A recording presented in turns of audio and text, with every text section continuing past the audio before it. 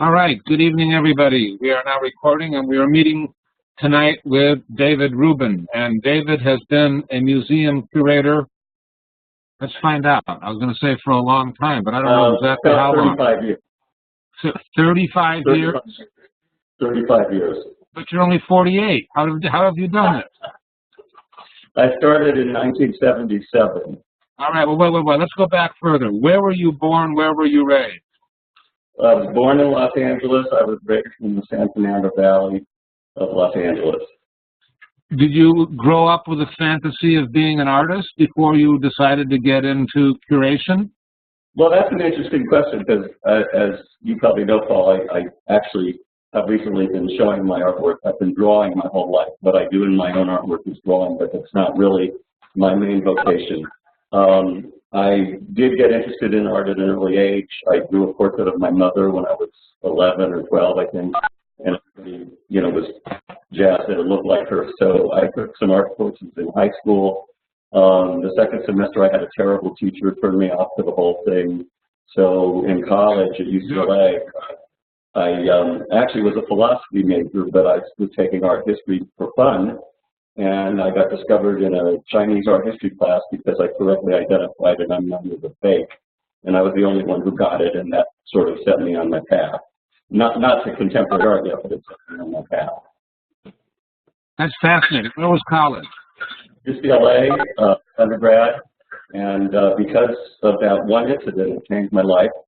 And my professor, Don McCallum, his field was Japanese art. He wanted me to be a protege, so I ended up getting into Harvard to study Japanese art. And in the first semester, my advisor went on sabbatical, and I enrolled in a seminar on the Cubist artist Jacques Villon. And that was just so much more interesting to me. And I suddenly realized, I had been steered in a direction by a mentor, but my own calling, my own sensibility at that time was 20th century art, and the Jacques Villon exhibition that followed, basically 6 of us grad students organized this exhibition, and I ended up working for the Fog Art Museum part-time, doing work on the project, and while I was there, again, happenstance has played a role often in my life. I discovered there was a museum studies course that I studied with Agnes Mongan, who was in the original museum studies course, and a great inspiration to me. And I also studied with Danny Robbins, who was the director of the museum at the time, and he had led the Jacques Villon group.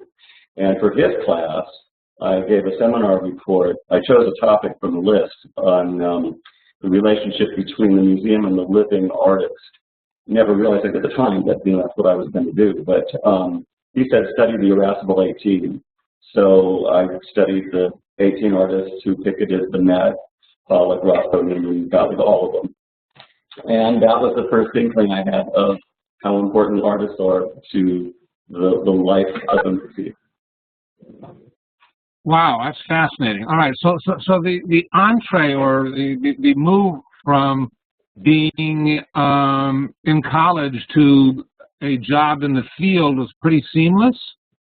Well, no, I've worked in so many different kinds of places. While I was at Harvard in my third year, I got a grant to study the New York school. So after I completed my journals, I moved to New York. So I spent 2 years in New York City in the mid-'70s, and what I was researching was automatism, the origins of abstract expressionism, and I interviewed Robert Motherwell and Lee Krasner and Ethel Bathrotis, who was married to William Bathrotis. I met up in the Bay Area as part of my research the great Gordon Onslow Ford, who was a real inspiration to me. Say that again, who? Gordon Onslow Ford, the British surrealist. He lived up in Inverness, California, on this great estate. And the second time I went up there, I stayed overnight in the guest house. And he had a big feast for lunch, and then he invited me to take a walk, the constitutional, like they do in England. And he had carved an elliptical path that went through the woods on his land all the way back to the house. And so I knew that he believed in reincarnation, so I got it. It was great. It was a symbol for you leave, you're born, you leave, you go on your journey, and then you come back again and you start over again. And so I walked the ellipse with the great Onslow Ford, and that was an amazing experience that I'll never forget. This is fascinating. So where were you living then? Let me think. I was in Los Angeles. While I lived in New York, I had a fellowship one summer and worked with the Guggenheim, and I had basically curated a print show from their collection that they circulated. And I was also doing my research, and I also taught for a year at the School of Visual Arts, where I was hired to teach a topical art history revolving around themes. And then in '77, I went back home to California when I got what I consider my first real job. I got hired at the Claremont Colleges. It was the joint gallery program between Scripps and Pomona College. At the time, it was called the Galleries of the Claremont Colleges, and I also was an assistant professor of art history. So that's where I was at the time. I remember, in fact, I was teaching a course on surrealism, and I had just gotten off the phone with Gordon Uncle Ford, making plans to go up and see him. And they had had a great rainstorm, and he was really all excited about this. So I started my seminar by asking my students, why would something that we find so threatening, this horrible rainstorm, why would a surrealist find this so exciting? And that was just how I started the course. But so that was when I met him while I was still an assistant professor of art history and assistant director of the galleries of the Claremont Colleges. And that was the period when I started meeting artists my own age, who were incredible artists, and I realized they were just as good as the artists I had studied, the New York School artists, for example, but they were working in Los Angeles, artists like Jim Morpheus and the late John St. Pierre and Lita Albuquerque and so many of them. And I was interested in artists who were also dealing with spirituality at the time, and that led to a show I eventually curated. But basically, I made the decision at that point, I wanted to work for the living artist and not the dead artist. Sweet.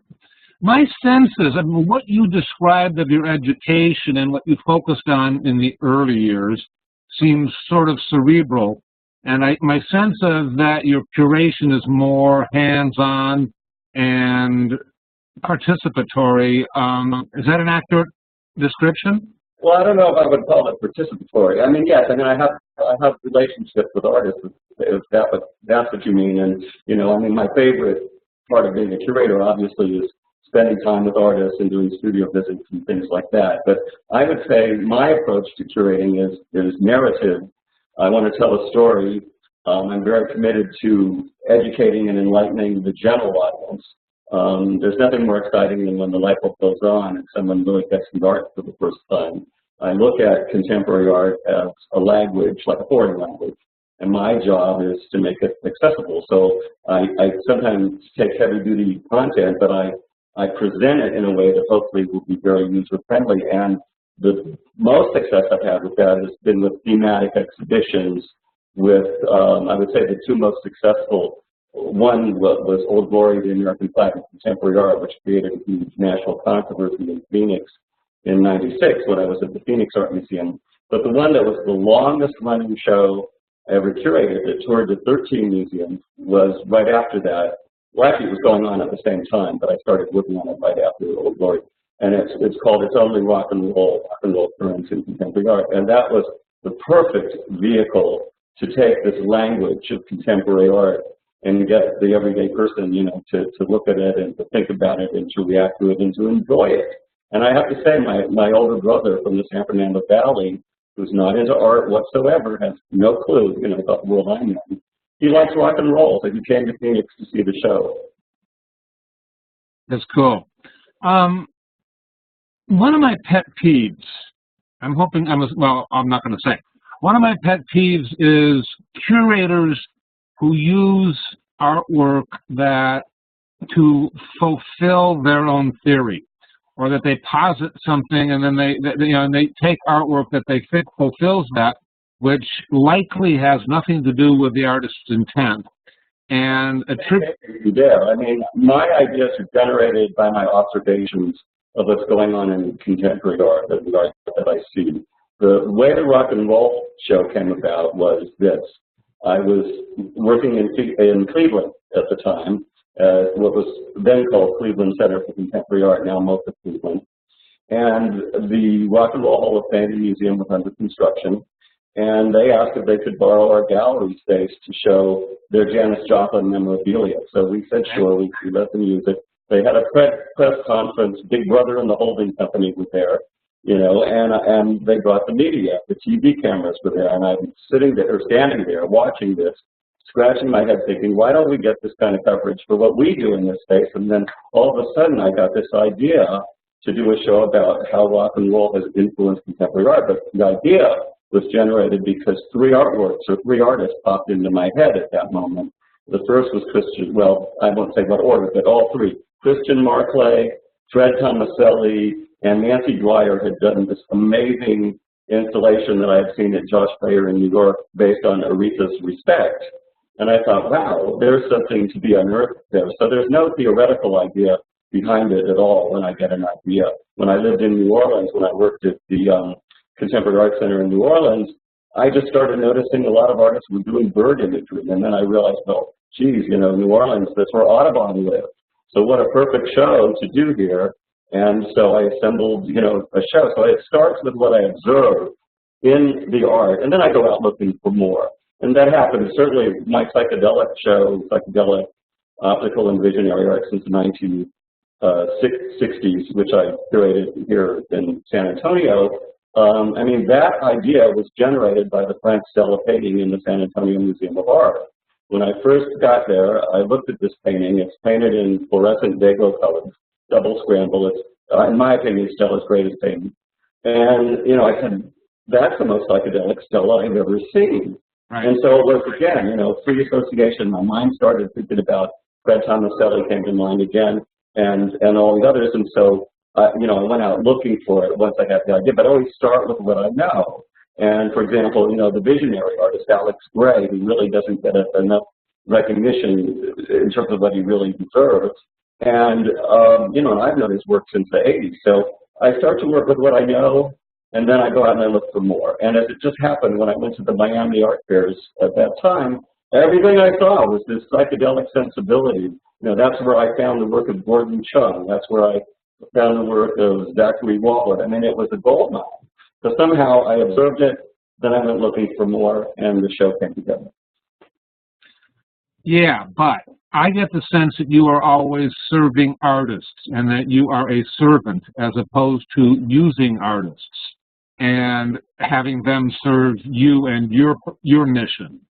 Is that fair? I'm proud of that fact. I'm known for that, I think, at this point. But yes, I mean, artists are my friends, my colleagues. I speak their language. I'm an artist myself, but as I say, I'm not proactive about showing my drawings. I only show them when I'm invited, and I was just recently invited again, so it's always a thrill for me. But that's secondary. Primary to me is, I mean, I have different role models, you know, from my studies, for example, who influenced me in one way or another. And so Vasari, for example, you know, I want to tell the stories of the artist.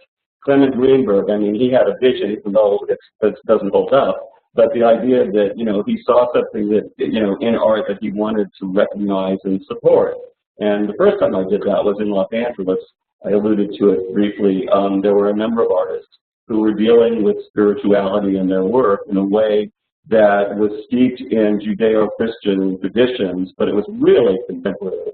And so I was also writing art criticism in those days. I gave that up when I was in Cleveland because I was sort of too far along as a curator to be critiquing myself at that point. So, but there was a group of artists, and I coined a phrase actually in response to the work of Jim Morpheus, who was the first artist who ever invited me to write a catalog essay on him.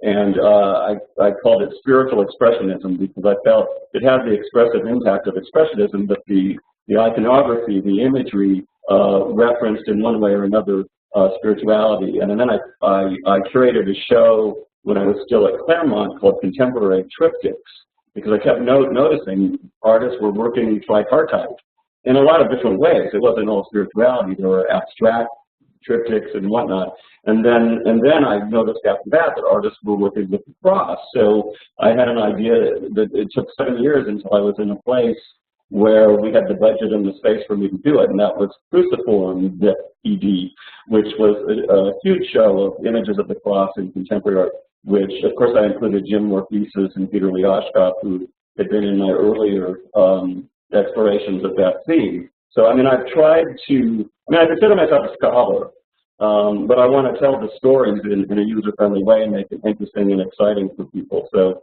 I'm kind of doing both. It's like the high-low duality exists in my approach. You know, I take the high information, but I take the low road to present it. Let's move to, how do you make stuff accessible? What do you do? How do you take more pieces than others and make their not so accessible art accessible?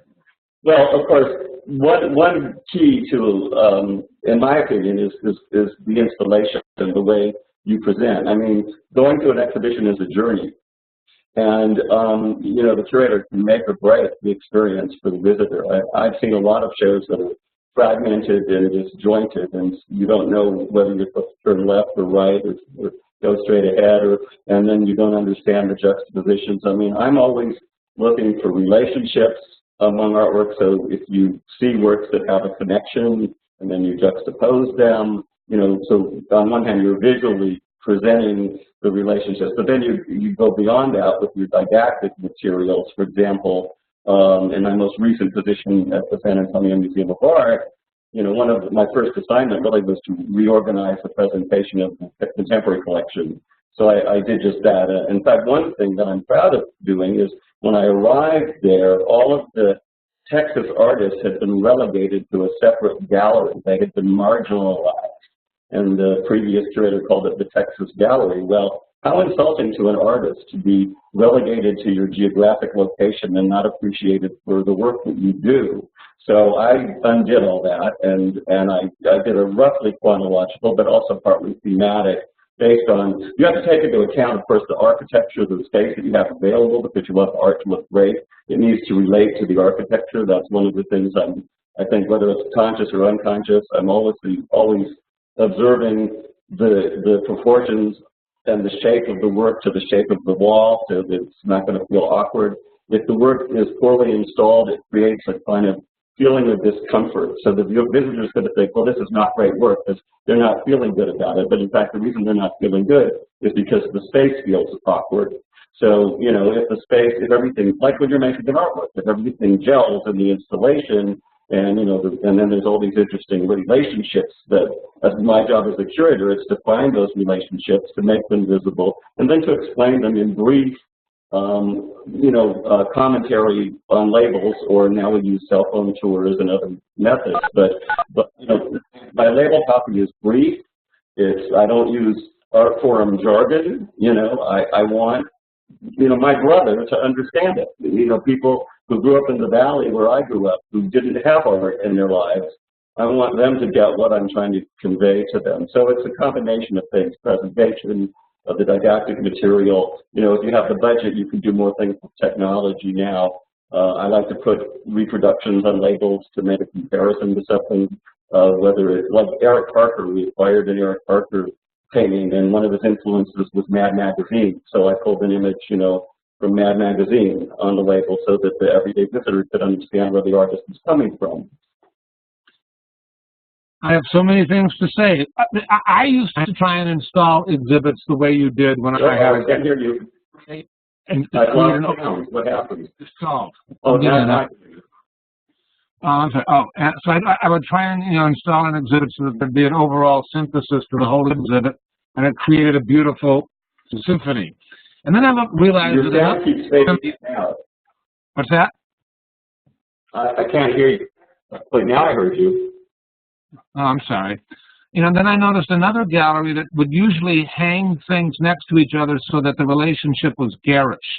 And it struck me that it forced people to focus on each individual work of art, and I suspect that resulted in more sales. You know, and I was sort of envious. I suspected that they did it on purpose, poorly on purpose. I think that a museum, you know, has a different kind of a purpose, you know, and you're trying to give people a pleasant experience. It's not about sales. What I want to answer is, what does it mean? Why is it in the museum? You know, that's what I want to answer. Yes. I take a fair amount of credit for, and I don't know that it's known, the Museum of Contemporary Art in Chicago launching their 12 by 12 program, where they would show a Chicago artist for a month and then have a different show every month, 12 times, 12 by 12. And my logic was that many of the people who go to a museum, San Antonio included, are not from that community, and they want to see what's indigenous and what's going on in contemporary art in that community. You know, once I accomplished that, I went to the Art Institute in Chicago and talked with James Rondeau, the curator there, and his response was, we do not want to ghettoize artists, which is not too dissimilar from what you said a moment ago. When the museum, when the Art Institute opened its modern wing a few years ago, they dedicated 2 rooms to Chicago artists, but they didn't say that those artists were from Chicago, they just included them. I was really pleased to see in Cleveland that they have a room dedicated to artists from Cleveland, and Charles Birchfield was featured prominently there.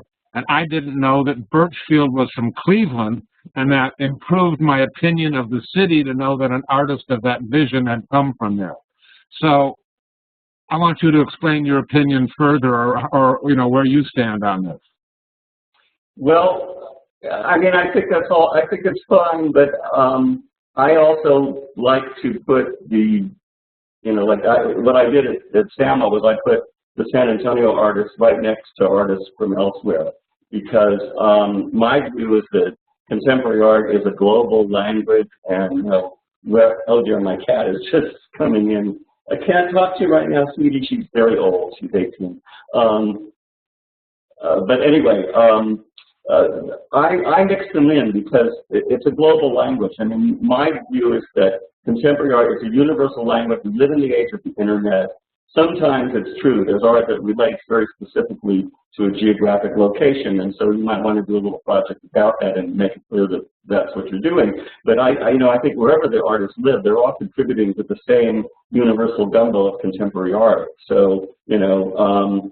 Would it be able for the benign audience to ascertain that a given artist was from San Antonio, so that they could be proud of that person's inclusion in the dialogue? We recently had the Texas Biennial, for example.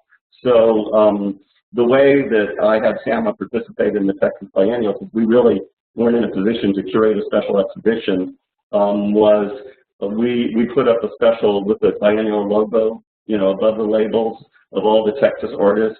So actually that was a way that we were able to show. Now we didn't have it that way all the time, but often it's actually, it may be mentioned in the text if it's relevant, but and there are there are different ways you do it. I mean, it depends on what the project is. But for the collection, I just felt that it didn't matter where they were from, because if they were good, they're in the museum. It's not about where they're from; it's about what their work is about. Let me throw another curveball then. You know, when I go to a museum, I want a sense of something about that locale. Too often, I go to a museum and I see a de Kooning, a Joan Mitchell, a Louise Bourgeois. I'm trying to throw in more women there. A Frida Kahlo, a Robert Rauschenberg, and I don't know what town I'm in. I just know that I'm seeing the same global art. Mm-hmm. And then I have to look out the window to know where I am. And I would prefer to have, treasures of an international realm, but also treasures of a local realm there also that, for me, distinguish that institution from other institutions. Mm-hmm. Is that your approach or not quite? I just really think it depends on the situation. I know from the artists that I have met and talked to, I can't tell you how many artists thank me for putting their work next to the work of a nationally or internationally known artist. It just made them feel that they weren't marginalized. I think that's awesome, but I would put a sticker on the label that says hometown, rah, rah, rah. We always had where they were born. Sometimes you can put lives and works in too, and that's another way you can do it on the label. You can put lives and works in San Antonio, Texas, or wherever. Were you in George Newbert was in San Antonio, right? What's that? George Newbert was in San Antonio. He was 2 directors ago. Did you work with George? No, he was there before I came on board. I like George a lot, and I think he did a great job in Lincoln, Nebraska, and I'm not certain that he did as well in San Antonio. All right, so it seems, what percentage of curators, what percentage of directors move along? You know, it seems to me that many curators hold a job for 3 years and then they move to another institution. You know, and directors frequently last for a longer tenure, but then move along. Do you have a sense? Do you have a sense of how many stay for 40 years versus how many stay for single-digit years? That's the longest tenure of any sitting director. He's been director of the Phoenix Art Museum since around 1980, and he and I are the same age. So he was very young when he started. And before him, the now retired John Bullard had an equally long tenure at the New Orleans Museum of Art. But there are exceptions to the rule. But I don't, you know, there's so many factors, including political ones, that play into movement within the field that I don't think there's any hard and fast rule. Now, also, there's different approaches from curators. Now, I am a curator who loves, first and foremost, being a curator. And there are many curators younger than myself who are on, you know, the fast track to becoming a museum director, and that's what they want to do. Now, earlier in my career, when I was in my, what was I, like 39 maybe, I think, when I went to, or 40, when I went to the Museum Management Institute, which is now the Getty Leadership Institute, which at the time was meeting in Berkeley. It was a 4-week program where museum professionals, you know, you went to school in a sense for 4 weeks. And but you had to have an issue to get in, you know, and my issue was, do I want to be a director or a curator? Because at the time, I was directing a small college gallery, the Freedman Gallery at Albright College in Pennsylvania, and I was going into New York every month and bringing cutting-edge art back. That was what I was asked to do by the dean, and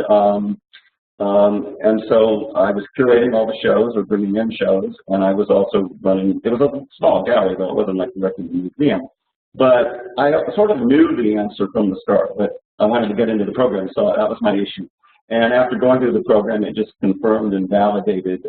In my view, directors have to spend a lot of time, you know, fundraising, running the institution. So they don't have the time to do the scholarly work and the creative work that a curator does, which is what I really thrive on. And I don't ever want to give that up. You know, my love is bringing art together, finding relationships, writing about it, talking about it, getting people turned on by it, feeling myself inspired by it, and inspiring others with it.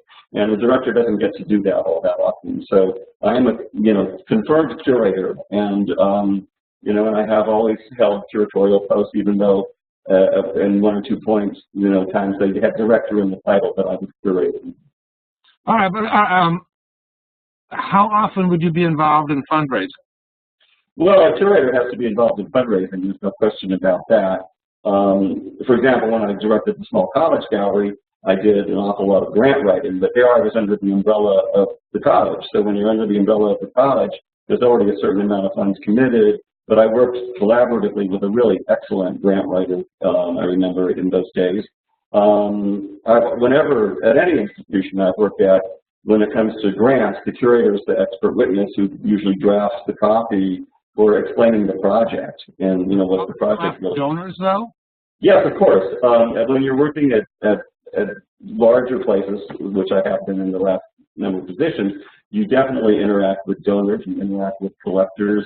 You have to learn how to ask them for some funds occasionally, but you usually don't do that all by yourself. You work with the development team and with the director.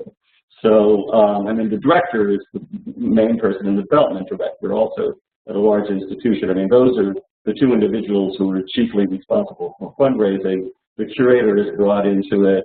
And of course, there's support groups. You know, at the museums I've worked at, the last few, there, you know, I've been very active in the friends groups or the support groups, whatever you want to call them. And for example, when we've done trips to other cities, and as you know, when I was in Phoenix, I brought the Phoenix group to your place, to your home. Those are all fundraisers. I mean, you always build in some revenue in those trips. They're not huge fundraisers. I've also been involved a lot in, well, a few times actually, in auctions. I know I was in Cleveland.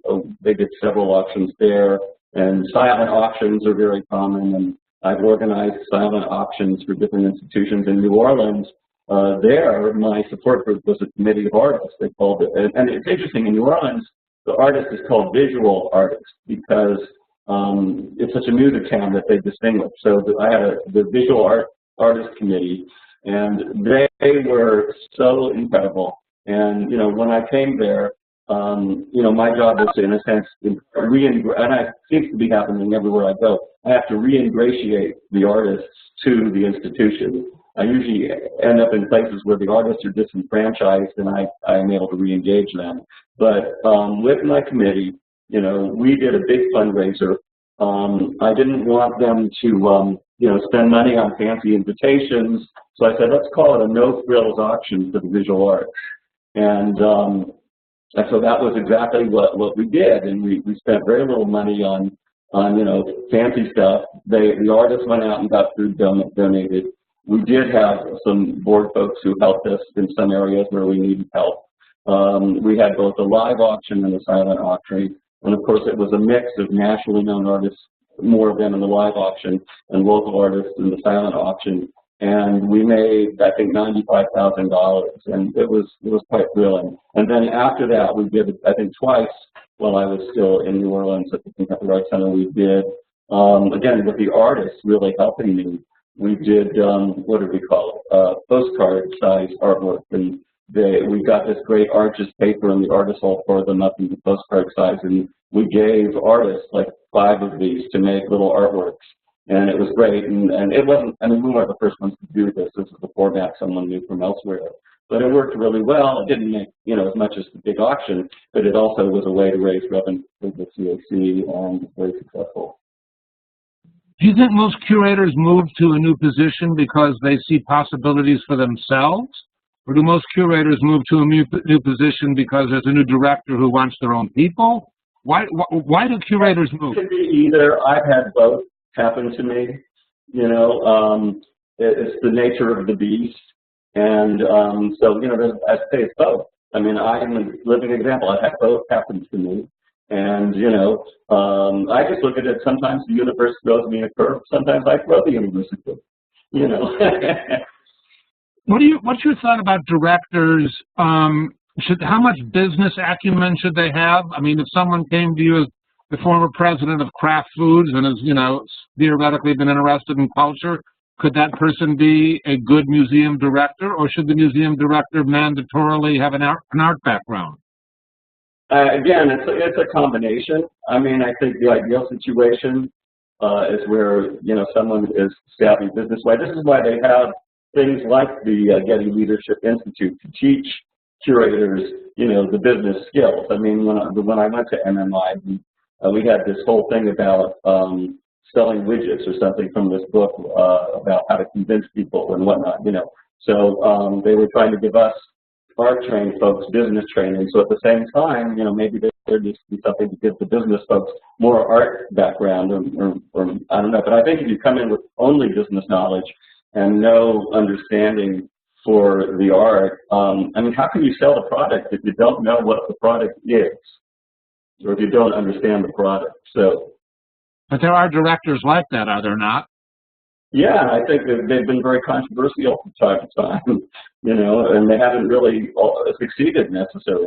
You know, or people from the art world have offered a lot of criticism because they become more Disneyland than art. All right, let me ask you another loaded question, and then let's take some questions from the folks in the audience.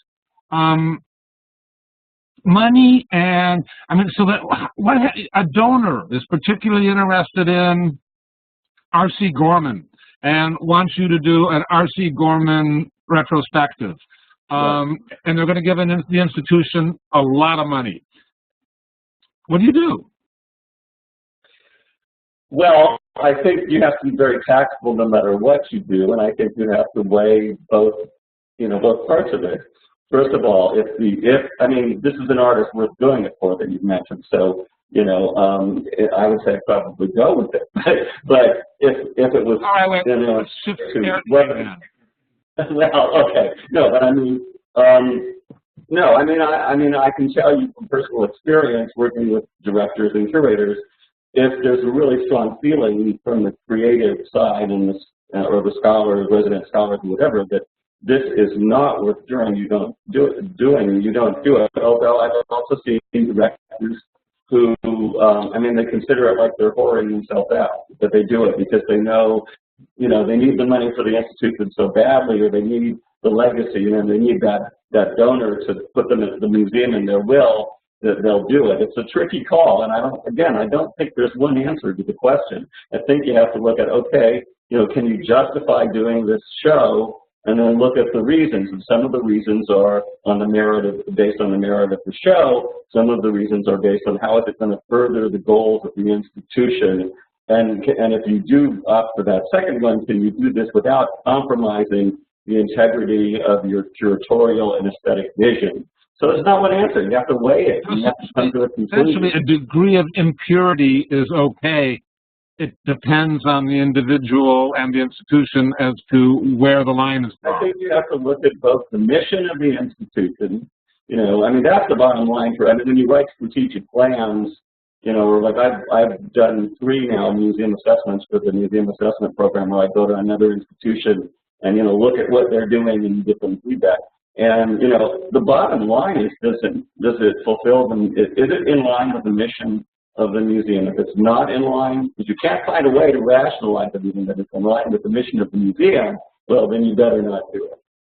Okay, then what about working, did you work with individual collectors who sought your opinion about the worthiness of art?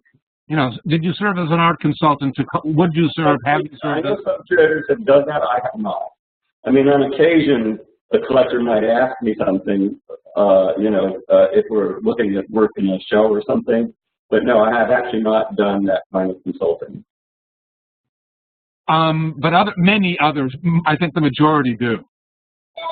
Maybe they do. I'm not going to get the phone, so let's keep going. It's probably a curator.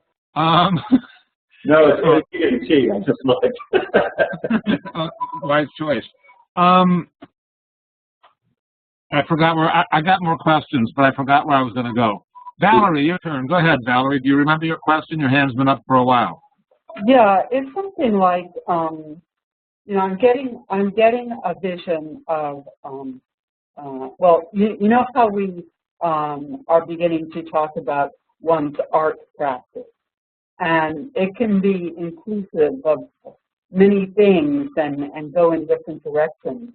And I'm getting a sense that maybe there's a way of thinking as the curator as artists, and the act of curating is like their art practice.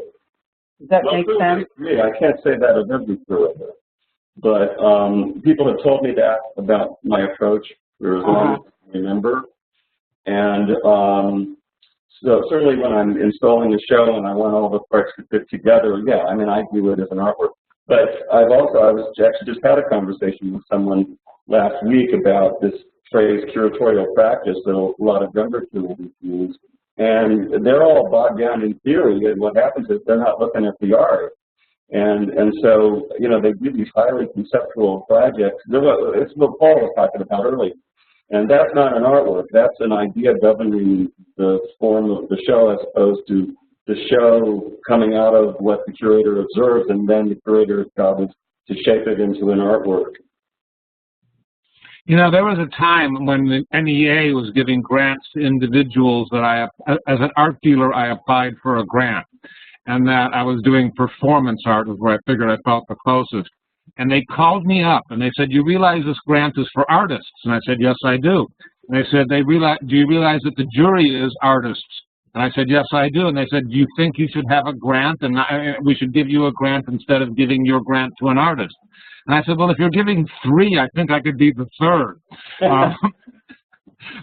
And they did not give me a grant, but it's in line with Valerie's thinking and David's, you know, affirmation. Right. You know, thank you, Valerie. There is a question that I must ask, and that is, how do artists get on your radar? How does an artist in San Antonio, when you're at the museum, how does an artist in San Antonio, you know, let's say they've moved to town or they've graduated from school and they're doing interesting work, what are the ways that you become familiar with it? How does it go from there to you becoming a proponent or interested in exposing it further? Well, I was very lucky. I mean, I have been very lucky to have worked in San Antonio for 7.5 years because San Antonio has a very large and thriving artist community. And I don't sit at home. I go out to all the openings, all the alternative spaces. We have a lot of artist-run spaces in San Antonio. An example is Albert Alvarez. I met Albert Alvarez when he was maybe 23. I had just started in San Antonio. He had just come back from RISD. He grew up on the South Side in poverty. His father makes stop signs. I mean, he comes from a very low-income barrio background. But his high school teacher, who I know, she's an artist in San Antonio, she, supported him, and he went through SAC, which is an after-school program for artists, and he got a full scholarship to RISD, and then he came back. So when I met him, he went to openings carrying his sketchbook, and this guy, he can draw like Albrecht Dürer. In fact, on Facebook, he goes by Albrechto Alvarez, if you want to look him up. His drawings are extraordinary, but his content is more like Bosch. And I was so taken by his work. And I mean, I went out on a limb because I mean, nobody knew about him in the sort of recognized art world. This was more in the margins. But I have always gone out to see what's going on and to meet artists, to see their work. In San Antonio, I started an email list so that every time I would get a call for entries, I would send it. I used Constant Contact to send it like mass emails out to give artists opportunity elsewhere. I mean, I really feel if you're a curator of contemporary art, one of your jobs is to support the artist. Because I told you this when we talked earlier, Paul, that the artists are the backbone of the museum. And if they don't support your museum, forget it. It's over for the museum. I mean, you need the artists to love your museum, and the museum needs to support the artists. So I would send them opportunities. But anyway, Albert was someone I just discovered by looking at his sketchbook, and then I went and saw his work, and I actually included him in my Psychedelic show, and that really launched him. And yet, he's actually got a solo show right now at a little nonprofit, and I'm going to be doing a little conversation with him in a couple of weeks in the gallery. But he's still not on any radar beyond here, other than he's in the book. So I can't say he's on any radar, because anybody who has my Psychedelic book has seen a work of his. But he still hasn't accelerated to where I hope he'll eventually get. But then again, he's like 29 or 30, at this point, and he's a born artist. He's in the mode of like Pollock and Van Gogh. If he didn't make art, he'd be dead. That's what he has to do. So just by getting out, if I'm in a city where there's no art scene, I'm at a disadvantage, obviously. But I gravitate towards places where there is an art scene, and New Orleans was the same way. It was fabulous until Katrina sort of changed everything. But that's how I do it. I mean, it's not just sitting at home. I mean, I know a lot of curators who don't know what's going on in their own backyard, but I've always made a point of being out there. When I lived in Cleveland, I did it. When I lived in Phoenix, I did it. It's the milieu I want to be part of. And then in my role as a curator, again, if I see somebody who's really talented, I'm going to do my best to get their work shown. And also by doing local shows. I did a show when we launched the River Landing at the museum when they expanded the river walking a few years back, about 4 or 5 years ago. I was asked to come up with an idea for a show to celebrate the expansion and the opening of the River Landing. So I created a show called Water Flow, all local artists. And actually, there were more women than men. It was wonderful. That's cool. You're a hell of a guy. I like you. Hold on. Hey, I got more compliments. Not to worry. Bob, go ahead, Bob. David, I appreciated your comments earlier about how you choose, how you select a theme, and then you go out and find artists that you think will help fulfill, your what you're trying to explain about that theme. And in some cases, that might mean that someone like Albrechto makes it into a show. But I know lots of us here in this group are somewhere between his level and the big names that you've shown, people like Bill Viola or Marina Abramovic. And I'm wondering if you can give any insight into what secret sauce, what do those artists know, or what is it that they come across with that you can recognize as a curator that artists at the level below them are missing? And is there anything you can tell us about what it looks like up at that level? I'm not sure I fully understand your question, but I think you're asking how do you get the attention of a curator? No, I think it's more, what is it that those artists are doing? What is it that they're knowing that is missing at the level below them? As you look out as a curator, and as you work with them on a show or something, I mean, I know what it's like from the point of view of a viewer when I come into the museum and I see those great works. But as you're working with those people as a curator over perhaps many months, and you're also maybe working with people who are less experienced, and can you identify any things? What should we know that we don't know yet about being an artist at that level? Well, I mean, if you're talking about mid-career, I mean, if you're at mid-career, obviously you've already learned some of the what they call artist survival skills. You know, I know a lot of artists have day jobs or teach or whatever, you know, to supplement their income. Obviously, there's a lot of artists who don't have gallery representation who should. I mean, in San Antonio, we don't have a strong commercial gallery scene. It's mostly the alternative spaces, so the artists that are really making money off their work, for the most part, are showing outside of San Antonio.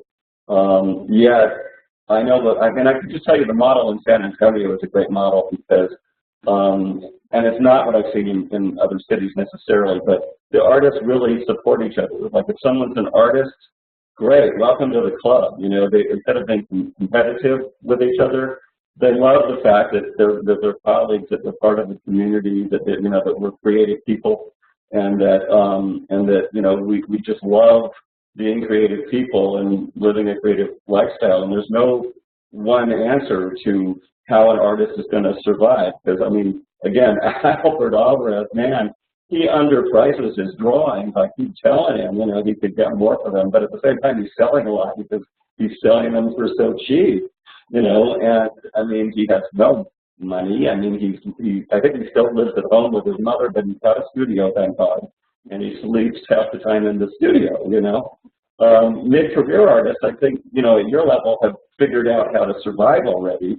And I don't know, you know, what advice to give you. I mean, as you say, it seems like you already know how to get your work before a curator, and I have to say, you know, I've put artists in show who will accept me stuff unsolicited. You know, if something comes my way and it's visually interesting and it kind of makes sense with what I'm doing, man, I'm happy to discover somebody new and include them in the show. Great. If I could follow up with one other question, as long as I've got the mic here. Mm-hmm. You mentioned that architecture, you like to have the work or your shows respond to the architecture. And I'm wondering whether, does that mean that increasingly you're looking for larger works of art, or in installations, or performance art? Because I'm assuming San Antonio is like most of these museums, they have these huge spaces and that they need to fill.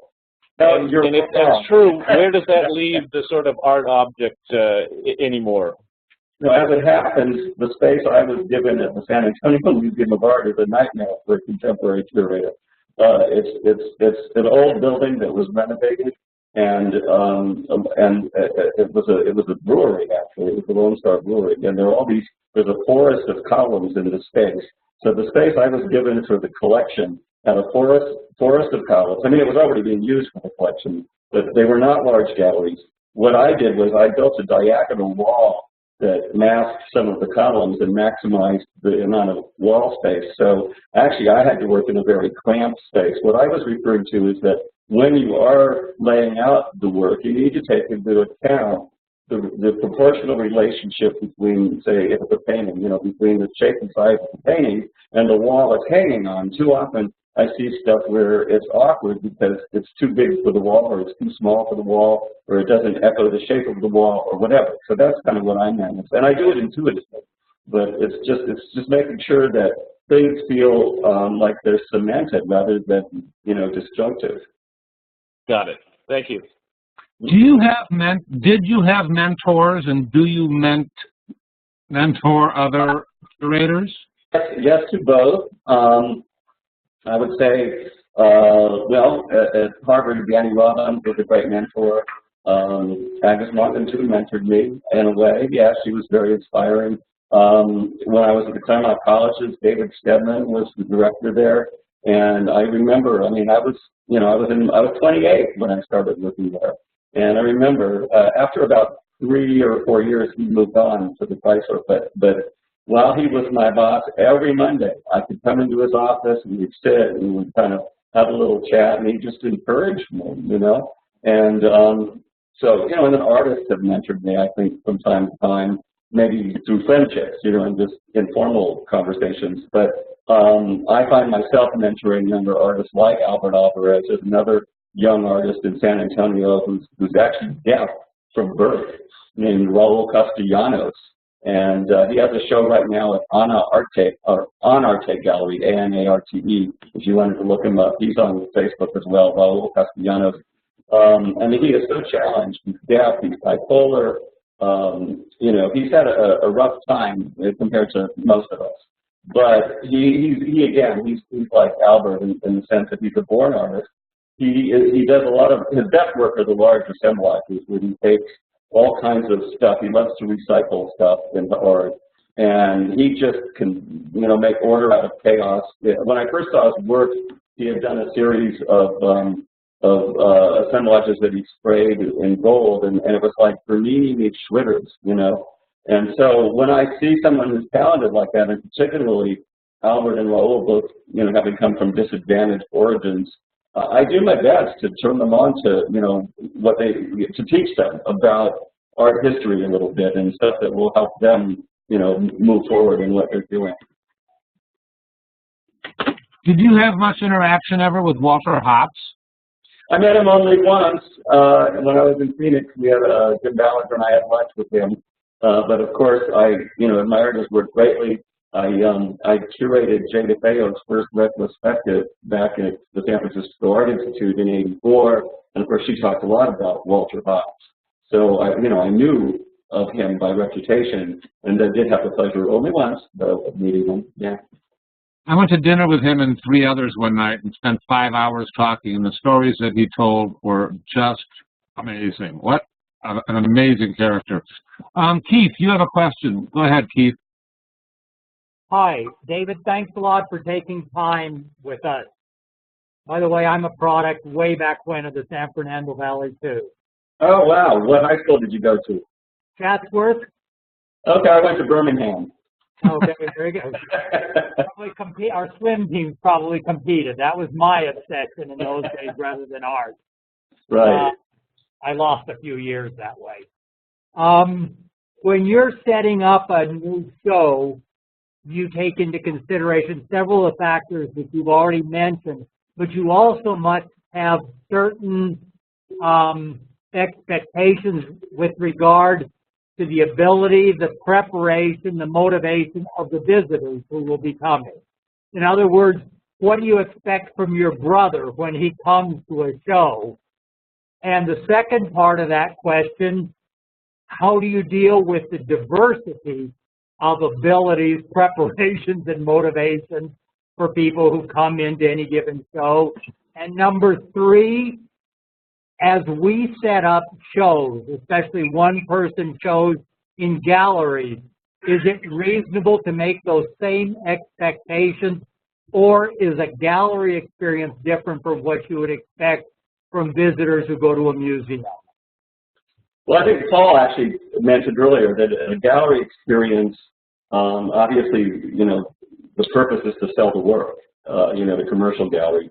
So you have to just accept that as a given. I mean, this is one way that the artist is going to derive some income and further their artwork. So, you know, that's sort of accepted. Of course, it's nicer if it's done with thoughtfulness to presentation and all the things I would look for in a museum presentation. But in a museum presentation, again, you know, the mission there is to educate and enlighten. And again, I think I said it earlier, but I want the light bulb to go on for that person who, you know, who doesn't already get it, because it's, as I say, it's just a language. So through the things that I talked about, through short, clear, concise labelage that doesn't require a lot of text. You want to make sure the font size is readable.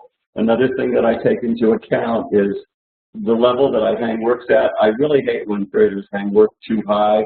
Although I'm not an ultra short person, I have a sensitivity. I think about children and short people, and you know that I want them to get it too. So I don't want to hang it so high that they're going to, you know, have to stretch their neck to really get it. I want it to sequencing. You know, again, you know, how do I tell the story? I want to tell the story in a way that's fluid, maybe lyrical even. You know, that has some rhythm to it. So that as the person moves through the space, they're feeling good. Again, as I said earlier, when things are irritating, you know, because things are clashing or the proportions are wrong, and you feel instability rather than stability, and you're feeling uncomfortable, you're going to think it's bad art if you're not enlightened, you don't know, never had an experience with art.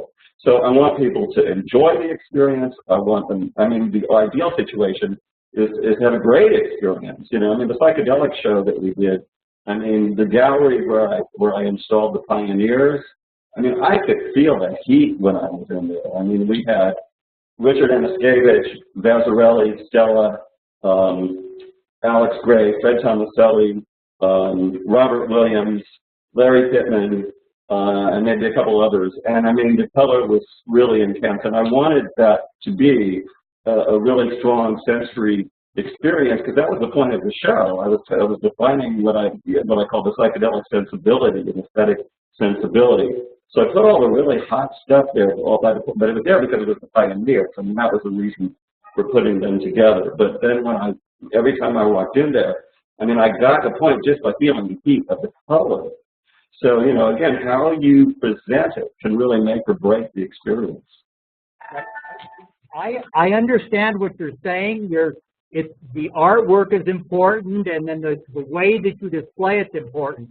But what I was asking is, what are you assuming from the visitors in terms of their... They know nothing. And that they know nothing.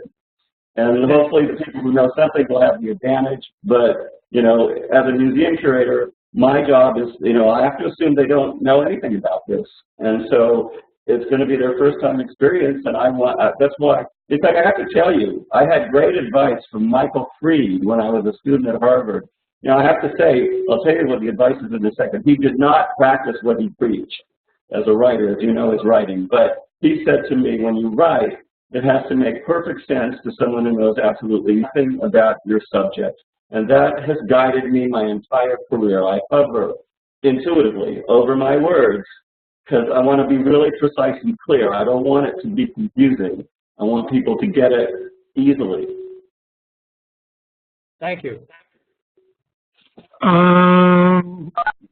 Let's ask the last question, and then we'll wrap it up. What are your thoughts about free admission? I mean, like, why do institutions charge? I get the feeling that, I mean, what, less than 5, 6, 8% of the budget is covered by admission? And if you have free admission, you can probably increase your audience by 25, 30%, but most museums are turning to charging admission. I can think of very few that don't. What do you think? Well, again, if I were a museum director, I'd be more opinionated about that. But because that's a decision that falls to the director. But the bottom line there is revenue. I mean, you know, the museum director's job is to see that you raise enough money so that you have a balanced budget at the end of the year and you don't have a deficit. So again, that's where the business acumen comes in. They've got to make that call. And I mean, I know at the San Antonio Museum of Art, where I formerly worked, they're now charging in addition.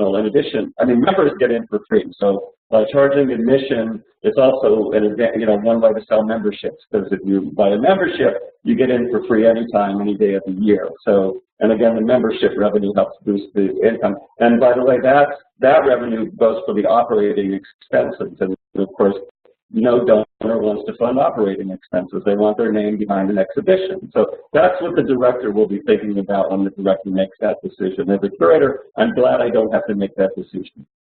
I hear you. In the most recent museum magazine, Maxwell Anderson goes off a lot about free admission, get much more money from grants because people want to support, greater audiences, and that he thinks it's a smart strategy. But I think he's in the minority. But he's frequently in the minority, and I respect him for that. Mm-hmm. David, I think you've been fabulous and forthright, and I think we have covered more material than I imagined that we could. I think this has been really super awesome. Let me unmute everybody so that they can echo in the appreciation. I wish you totally the best going forward. I can't wait to see what new things you'll be doing. You're a wonderful, wonderful human being and curator, and I'm so glad you were with us this evening. Thank you very much. Thank you for inviting me, and I hope I was that. You've explained a ton. Thanks a ton. Thank you so much. Bye-bye. Thank you. Bye.